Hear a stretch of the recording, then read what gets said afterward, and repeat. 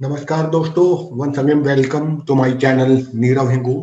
और आज के इस एपिसोड में हम बात करेंगे श्री नाथ संप्रदाय के बारे में, धूना यज्ञ के बारे में, जिसको हम कहते हैं श्री नाथ सिद्ध धूना यज्ञ। श्री नाथ सिद्धों का धूना आदि अनादिकाल से चलता आया है और एक प्रकार की एक परंपरा भी है। ओमकार शिव भगवान आदित्यनाथ जी ने प्रथम धुनी का चेतन किया था और इस अग्नि तत्व के अंदर अग्नि देवता अर्थात धुनी का सर्व देवी देवता और सर्व साधु संत बहुत इसका आदर भी करते हैं। विशेष रूप से नाथ सिद्ध योगेश्वर धुना को सर्वदा प्रधान हम मानते हैं और चेतन धुना नाथ सिद्धों का एक अभिन्न अंग माना भी गया है। यह साधक धुना को योग साधन में साधन के रूप में उपयोग करते हैं। धुना सानिध्य में की गई साधना, योग साधना, तपस्या बहुत ही शीघ्र ही फलप्रद मानी गई है। इसीलिए कहते भी हैं, धुना पानी सिद्धों की बानी। नाथ योगी, ध्यान योगी, ज्ञान योगी और पीर महंत नागे पीर और सन्यासी बैरागी, जति सन्यासी, जति स्थानी, मकान त्यागी, तपस्वी, सिद्ध महासिद्ध सिद्धि आदि इत्यादि अनेक प्रकार की जो वैरागी लोग हैं, वह योगेश्वर स्थान, मकान में या रमत में और एवं जंगलों में धुनी को चेतन करके अपनी साधना तपस्या में युगों युगों से सिद्ध करते आए हैं। अग्नि जंगलों में सुरक्षा के लिए इस अग्नि का प्राकट्य किया जाता है और इसका पूर्ण उपयोग भी किया जाता है। जंगली प्राणी भी अग्नि से तो ज्यादातर दूर ही रहते हैं। वातावरण में भी जो जीव है, जंतु हैं, वो भी इससे अग्नि से दूर रहते हैं। अर्थात मूल रूप से कहूं तो साधु संतों के लिए यह रक्षपाल का और शस्त्र का देवता माना गया है। साधु संत महात्मा धुनी को भगुती अपनी काया में रमाते हैं, जिसे भस्मी स्नान भी कहते हैं और यह भस्मी युक्त भी कहते हैं। पूर्व आख्यान के अनुसार भगवान शंकर ने माया स्वरूपी प्रभु श्री दादा मच्छेंद्रनाथ जी के ऊपर यह भस्म डालकर भस्म का प्रथम स्नान कराया था। इसीलिए वे कहते हैं, उल्टन विभूत पलटन काया। यह भभूत काया को शुद्ध और तेजस्वी बनाती है। और आगे कहते भी हैं, यदि भभूत घट हुआ निर्मल, अर्थात भभूत इस मन की मलिनता को दूर करके मन को बिल्कुल स्वच्छ, निर्मल और पवित्र बनाती है। और इसीलिए नाथ संप्रदाय में धूना भस्मी अतिशय पवित्र मानी गई है। धूना या फिर धूना की भभूत संकट के समय, भूत प्रेत के निवारण के लिए, पंच विकार जैसे कि काम, क्रोध, लोभ, मोह, मत्सर, अहंकार आदि सभी प्रकार के विकारों को भस्म करने में सहायक होती है। ऐसे सिद्ध योगियों का और कई साधकों का मानना है, विश्वास है और मेरा भी विश्वास है। काया भस्म स्नान से शरीर की सुरक्षा कवच बनता है। वैज्ञानिक दृष्टि से भी जीव जंतु, कीड़े मकोड़े और गर्मी के मौसम में इसका कोई प्रभाव नहीं होता। एक प्रकार से धूनी भभूति वरदायिनी मानी गई है साधु संतों के लिए। महात्माओं में शैवपंथी धुनी या इसे शैवपंथी धुनी भी कहते हैं या धुना भी कहते हैं। सिद्धों में यानी कि जो नाथ सिद्धों में यह धुना नाम से प्रचलित है। वैष्णव पंथों में भी महात्माओं उन्हें इसको यज्ञ या होम से स्वीकार करते हैं और यज्ञों में पूजन स्थापना हवन करने के बाद इसको बड़ी पवित्र विधा मानी गई है और इसी के अंतर्गत इसको कर्मकांड भी कहते हैं। यज्ञ हवन पूजन बहुत ही पुण्यप्रद और मोक्षदायक और मुक्तिदायक माना गया है।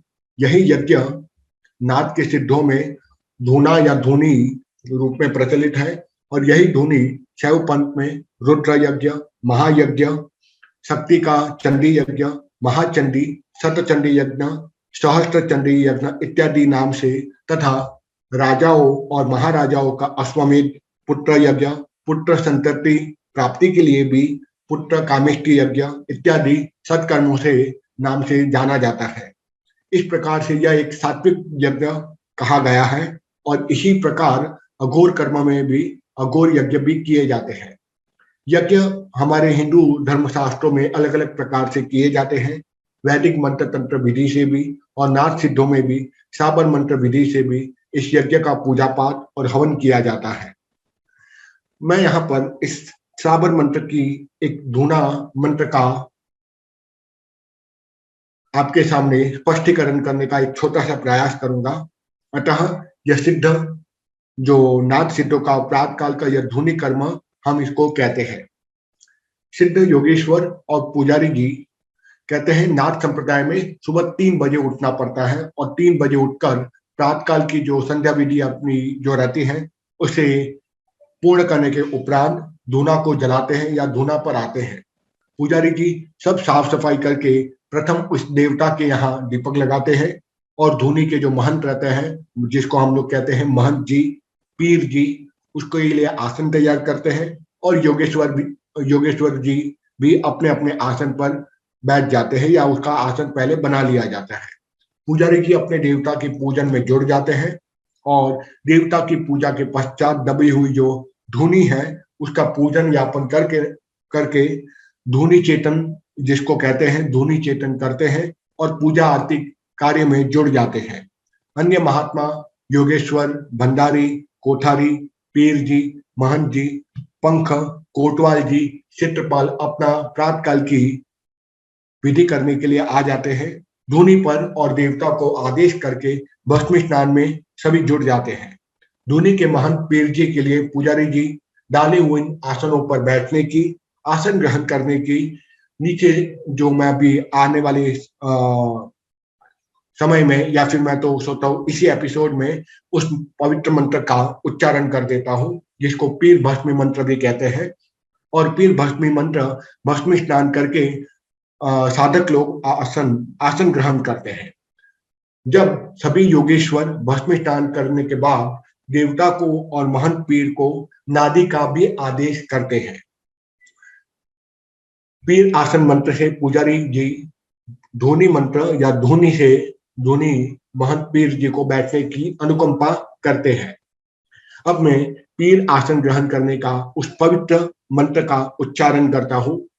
सतो नमो आदेश, गुरु जी को आदेश, ओम गुरु जी आसन मार, सिंहासन बैठे बैठे गुरु की छाया, 5 महेश्वर आज्ञा करे तो शब्द गुरा से पाया, स्थिर कर आसन, स्थिर कर ध्यान, सत्य सत्य गुरु गोरखनाथ बैठे, गादी प्रवान, गादी ब्रह्मा, गादी इंद्रा, गादी बैठे गुरु गोविंदा, आओ बाल गोपाल सिद्धो तुम लागो पाओ, तब तुम पूजो ब्रह्म ज्ञान, ब्रह्म की कुंची, महादेव का ताला, नरसिंह वीर, भैरव रखवाला, नाथ जी गुरु जी को आदेश।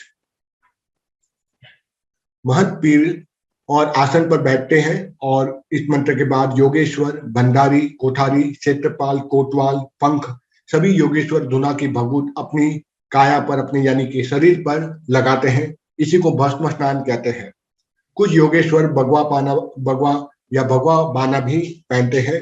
भभूत केवल मस्तक पर ही नहीं, भुजाओं पर, हथेली पर, हृदय प्रदेश यानी कि जो छाती है हृदय प्रदेश पर, कंठस्थान में यानी कि गले पर, कर्णस्थान यानी कि दोनों कान पर भभूति त्रिपुंड लगाते हैं। अपनी काया में भस्म रमाने के लिए योगेश्वर विशिष्ट प्रकार की भस्म लगाते हैं। सूर्य की उष्णता में गाय का गोबर को सुखाते हैं, जिसे हम लोग लौकिक भाषा में कंडे भी कहते हैं। उसे जलाकर राख भी बनाते हैं।